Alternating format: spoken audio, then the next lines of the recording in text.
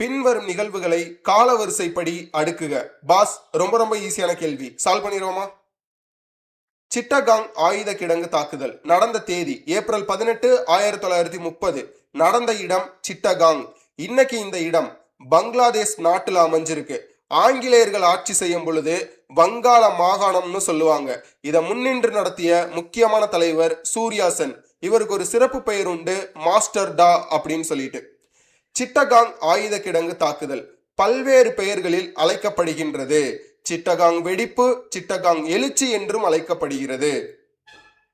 Gandhi Irwin ஒப்பந்தம் அல்லது டெல்லி ஒப்பந்தம் நடந்த தேதி மார்ச் 5, 1931. நடந்த இடம் டெல்லி. இந்த ஒப்பந்தத்தில் கையெழுத்திட்டவர்கள் தேசத்தந்தை மகாத்மா காந்தி மற்றும் அன்றைய இந்திய வைஸ்ராயா இருந்த இர்வின் பிரபு. இந்த ஒப்பந்தத்தின் முக்கியமான 2 நோக்கங்கள். 1, காந்தியடிகள் சட்ட மறுப்பு இயக்கத்தை சூப்பரா நடத்திக்கிட்டு இருப்பாரு. அந்த சட்ட மறுப்பு இயக்கத்தை எப்படியாவது தடுத்து நிறுத்தணும், ஸ்டாப் பண்ணணும். 2வது, லண்டன்ல 2வது வட்டமேசை மாநாடு நடக்குது. அந்த மாநாட்டில் இந்திய தேசிய காங்கிரஸை எப்படியாவது பார்ட்டிசிபேட் பண்ண வைக்கணும். இந்த 2 நோக்கமுமே நிறைவேறியது. வகுப்புவாத விருது அல்லது மெக்டொனால்டு விருது இது அறிவித்த தேதி ஆகஸ்ட் 16, 1932. இந்த விருதை அறிவித்தவர் அன்றைய பிரிட்டிஷ் பிரதமர் ராம்சே மெக்டொனால்டு என்பவர். இந்த விருதின் முக்கிய நோக்கம் தனி வாக்காளர் தொகுதியை விரிவுபடுத்தினாங்க. தனி வாக்காளர் தொகுதினா என்ன? 1909 ஒரு சட்டம் கொண்டு வந்து இஸ்லாமியர்களுக்கு தனி வாக்காளர் தொகுதியை அறிமுகப்படுத்தியிருப்பாங்க. அப்படியே கொஞ்சம் கொஞ்சமா 1919 இந்த தனி வாக்காளர் தொகுதியை விரிவுபடுத்தியிருப்பாங்க.